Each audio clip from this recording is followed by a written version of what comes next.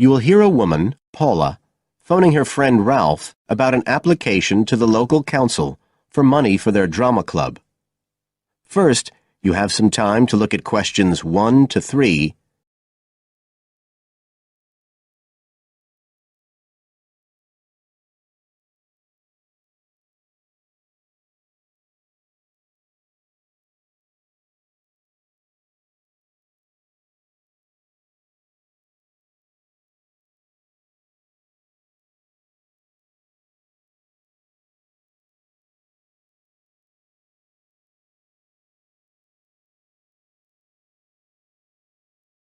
Now we shall begin. You should answer the questions as you listen, because you will not hear the recording a second time. Listen carefully and answer questions 1 to 3.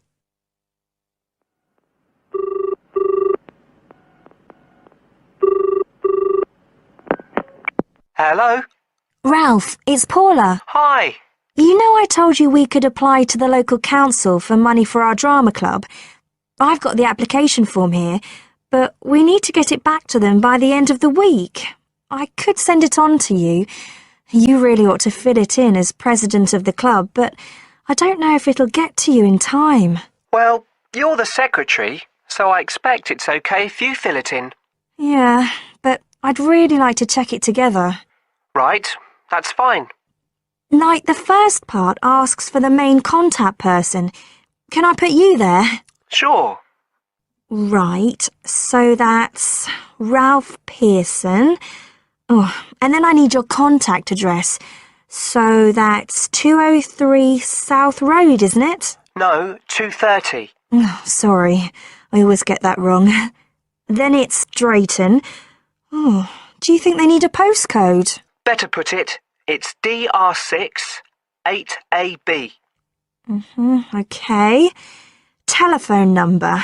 That's 01453 586 098, isn't it? Yes. Right. Now, in the next part of the form, I have to give information about our group. So, name of group, that's easy. We're the Community Youth Theatre Group. But then I have to describe it. So, what sort of information do you think they want? Well, they need to know we're amateurs, not professional actors. And how many members we've got. What's that at present, 20? 18. And should we put in the age range? That's 13 to 22? No, I don't think we need to. But we'd better put a bit about what we actually do. Something like members take part in drama activities. Activities and workshops? Okay. Right. That's all for that section, I think. You now have some time to look at questions 4 to 10.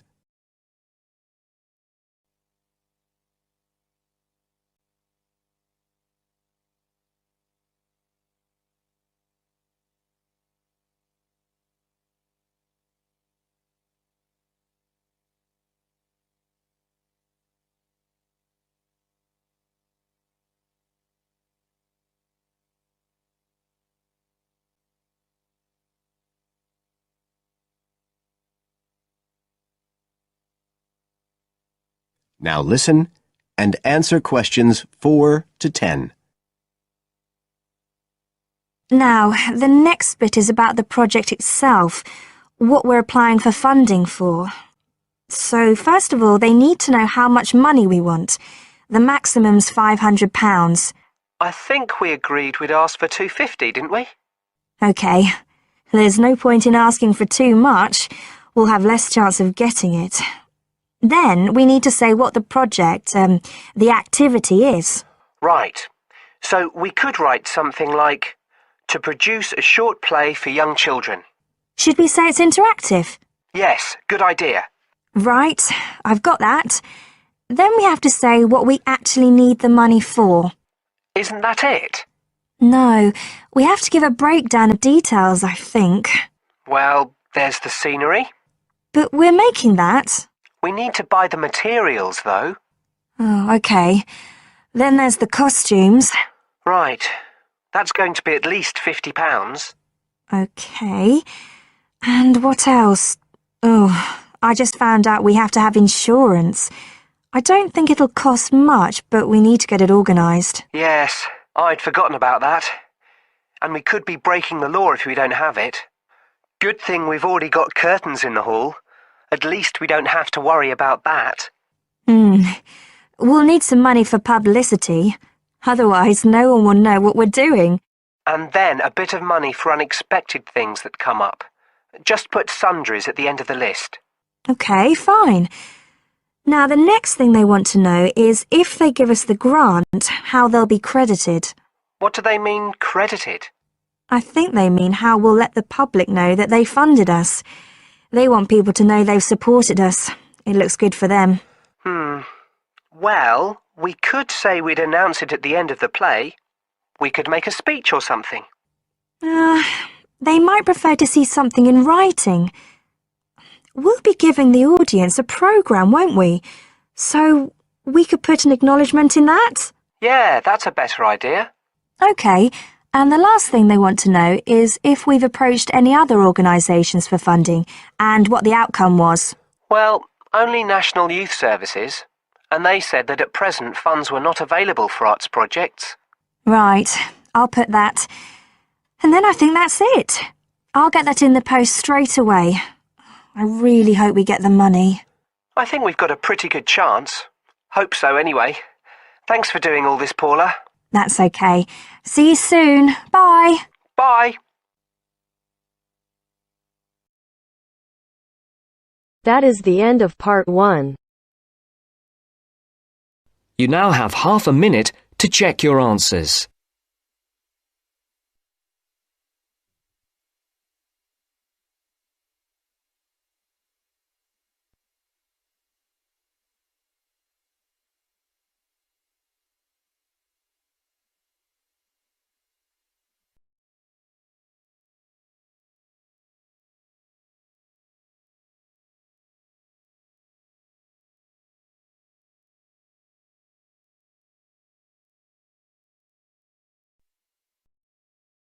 Now turns to part 2. Part 2. You'll hear a man talking about living and working on Trinidad. First, you have some time to look at questions 11 to 15.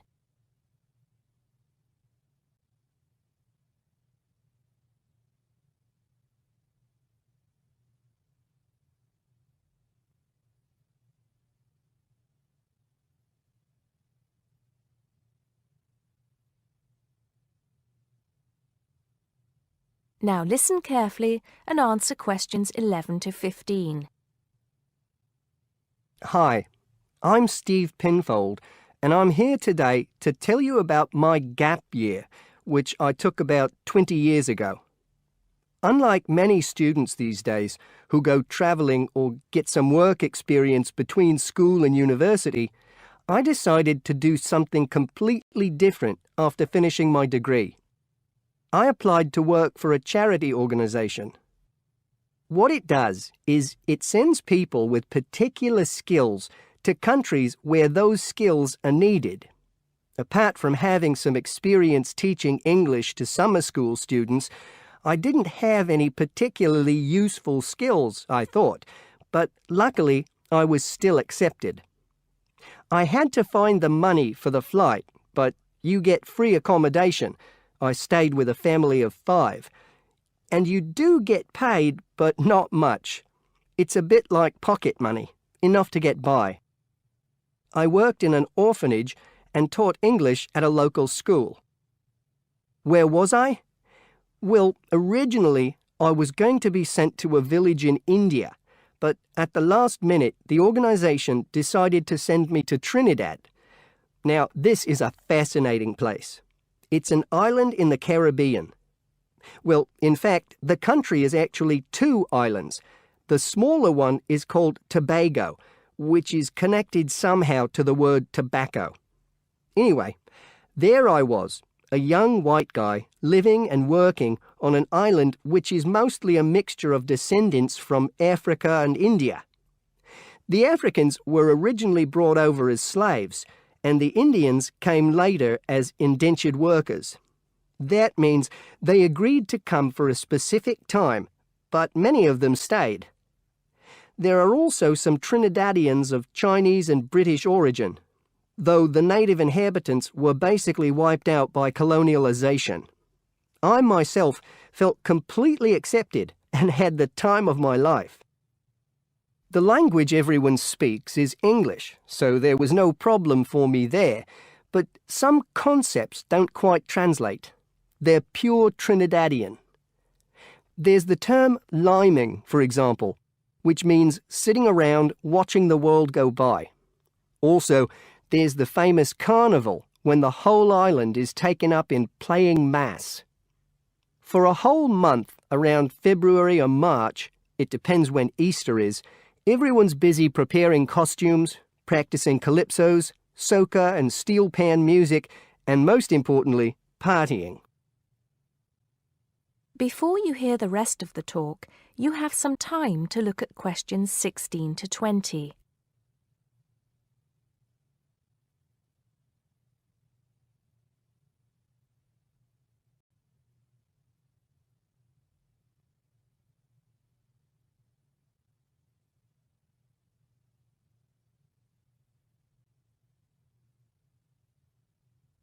Now listen and answer questions 16 to 20. When the actual official carnival starts, it's days of 24-hour dancing in the streets. In Trinidad, it's called whining. You've probably seen this sort of thing on TV, in the more famous carnival in Rio, or even at the Notting Hill Carnival in London. Many people joined bands, each one of which has a theme. For example, the Sea or Jungle Fever, and they have costumes designed and made to go with the theme. These can cost $1,000 for the king and queen of each band. They're incredible. The whole city is a non-stop party zone full of colour and sound. It's serious too. The bands are in competition and the winner gets $1 million. Sorry, I got a bit carried away with those memories. Back to my real job there. The orphanage was called St. Augustine's, and that's also the name of the place where it was, St. Augustine, a town just outside the capital city, Port of Spain. I didn't have any particular job description, just to be with the children and tell stories, sing songs and play games. Oh, and we also went camping in the jungle once. I could tell you a few stories about that particular escapade. Every time I arrived at the gate, kids would come running towards me, shouting, with big smiles on their faces. The younger children seemed fascinated by my blonde hair and loved to touch it as if it was something miraculous. The English teaching I did 2 days a week in a primary school for 6 to 11-year-olds. The kids may have been poor, but they all wore neat and clean uniforms and were so respectful and enthusiastic. I've now been teaching for many years in different countries, and I still think those were the best students I've ever taught. What else did I do while I was there? I swam a lot.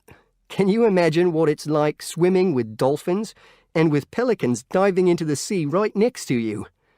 More seriously, I trained to be a Samaritan. That's someone who listens and supports people who have problems with their lives. Overall, what I took from the experience was a sense of being in another culture, or rather cultures. As humans, we all share many characteristics, but we express ourselves in various ways. In Trinidad, there are lots of different communities and religions, and so many different kinds of festival to see. Hindu, Muslim, Christian, as well as some rather mysterious African traditions. There are quite a few Rastafarians too. Trinidad is, as Americans are fond of saying of their own country, a melting pot where everybody is greeted warmly. Go and see for yourself.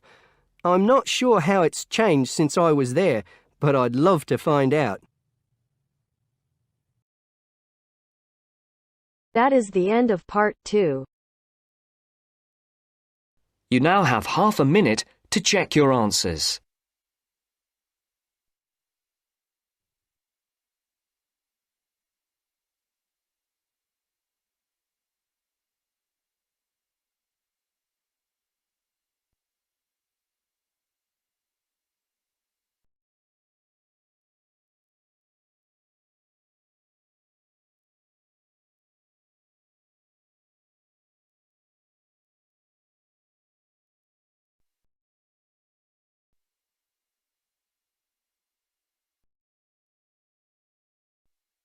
Now turns to Part 3.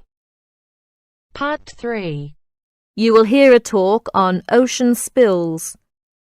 As you listen to the talk, circle the appropriate letter for questions 21 to 23. First, look at questions 21 to 23.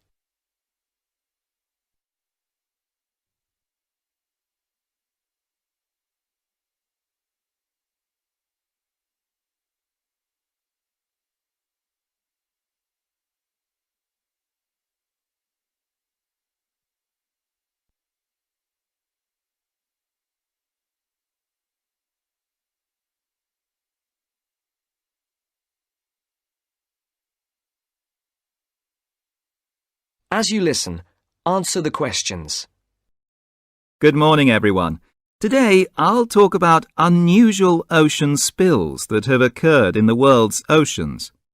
In November of 1992, people at beaches in Canada and Alaska noticed something strange. Blue turtles, red beavers, green frogs, and yellow ducks came bobbing toward them. They soon found out where the strange creatures were coming from. A ship from Hong Kong was on its way to Tacoma, Washington, when it was hit by a severe storm in the middle of the Pacific Ocean. During the storm, huge waves washed 12 containers overboard. Inside the containers were 29,000 plastic bath toys. One of the containers opened, and thousands of plastic bath toys spilled out and began to float across the Pacific Ocean. 10 months later, the first yellow ducks arrived on the North American shore. Beachcombers along the shore began to find the toys and reported them to local newspapers. But the people who were most excited by the plastic toys were the oceanographers. It gave them an opportunity to study ocean currents and winds. Before the conversation continues, look at questions 24 to 30.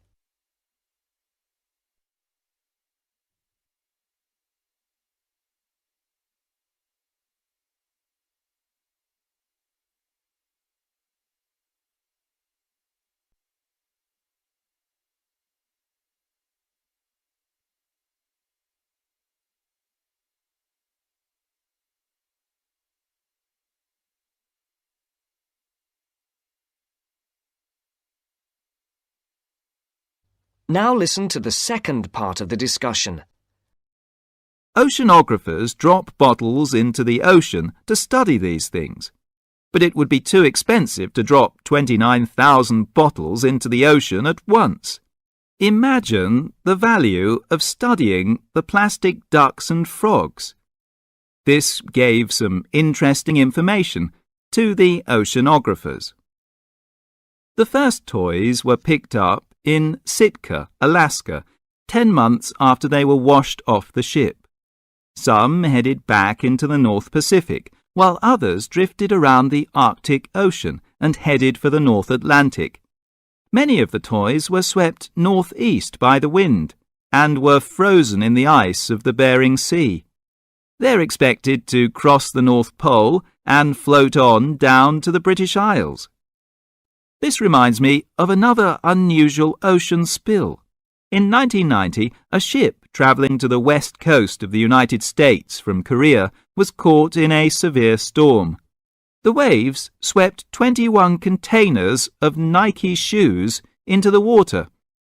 Scientists estimate that about 80,000 running, jogging and hiking shoes, 40,000 pairs of shoes, to you and me, hit the water at once. The shoes were for men, women and children. About 6 months later, people at beaches from Oregon to British Columbia began to find running shoes washed ashore. By the end of the year, Washington newspapers reported people finding hundreds of shoes. In Seattle, thousands of shoes floated to shore. Since the shoes were not attached, they arrived one at a time. The shoes were dirty, but after they were washed, they were still in good condition. People set up exchanges to find matches for their shoes.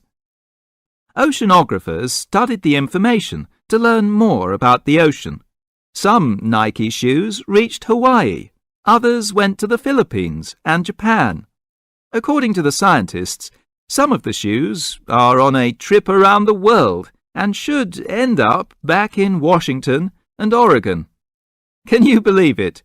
Many pairs of running shoes, as well as plastic ducks and frogs, are still on their ocean journey. So if you go to a beach anywhere in the world, don't be surprised if you see a green plastic frog or a woman's size 7 jogging shoe bobbing toward you. So keep your eyes out, so you may find free bath toys and even a new pair of shoes. Thank you for attending my lecture. That is the end of part 3. You now have half a minute to check your answers.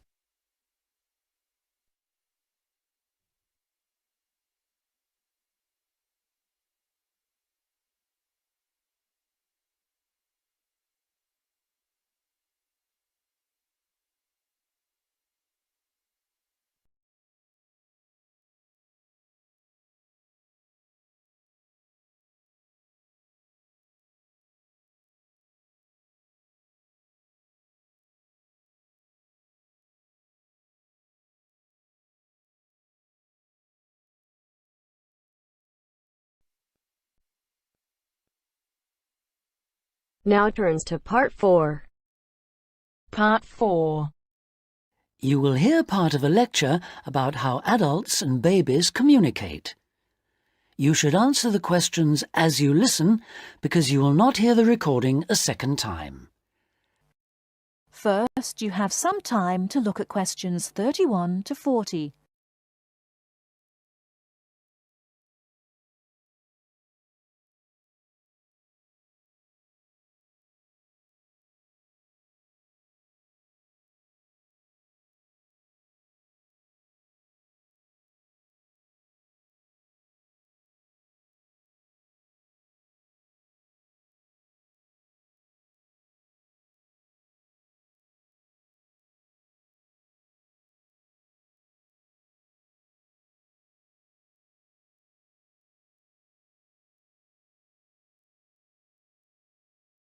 Now listen carefully and answer questions 31 to 40. Hi, I'm Emma Bailey, and today I'm going to be talking baby talk. Hopefully, you'll find the subject interesting rather than infantile. I'd like to start by getting you to imagine a scenario. You're in an office or at a family gathering when a mother comes in with her young baby. Like everyone else, you want to see the mother and baby, and you probably want to talk to the baby. How do you do this? What kind of language do you use? Recent research has shown that adults all talk to babies in similar ways. They repeat phrases over and over again in a high-pitched sing-song voice with long vowel sounds. And if they ask questions, they exaggerate their intonation. Researchers have discovered that this kind of language, which they have called motherese, is used by adults all over the world when they talk to babies. And according to a new theory, motherese forms a kind of framework for the development of language in children. This baby talk, so the theory goes, itself originated as a response to another aspect of human evolution, walking upright. In contrast to other primates, humans give birth to babies that are relatively undeveloped. So, whereas a baby chimpanzee can hold on to its four-legged mother and ride along on her back shortly after birth, helpless human babies have to be held and carried everywhere by their upright mothers. Having to hold on to an infant constantly would have made it more difficult for the mother to gather food. In this situation, researchers suggest, human mothers began putting their babies down beside them while gathering food. To pacify an infant distressed by this separation, the mother would talk to her offspring and continue her search for food. This remote communication system could have marked the start of motherese. As mothers increasingly relied on their voices to control the emotions of their babies and later the actions of their mobile juveniles, words emerged from the jumble of sounds and became conventionalized across human communities, ultimately producing language.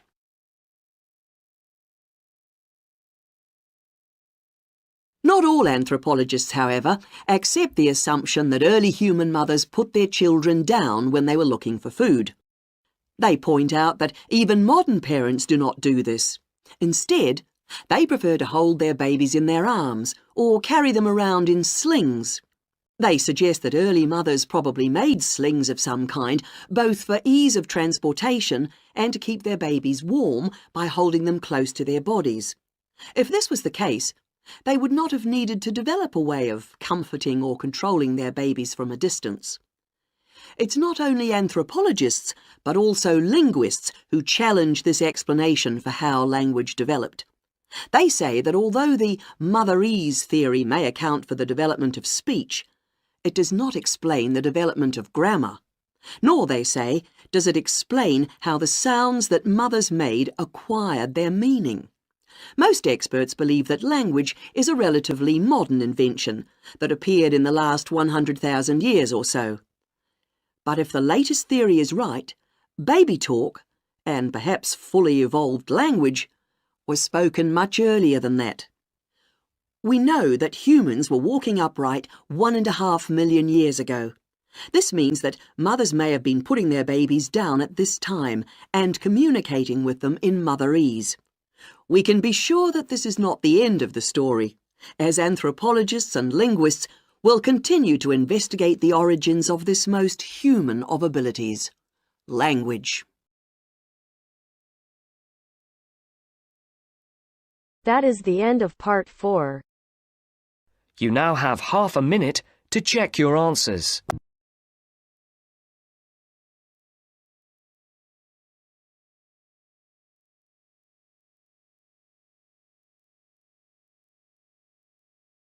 I'm here when you need my voice. I'm here when you need my voice.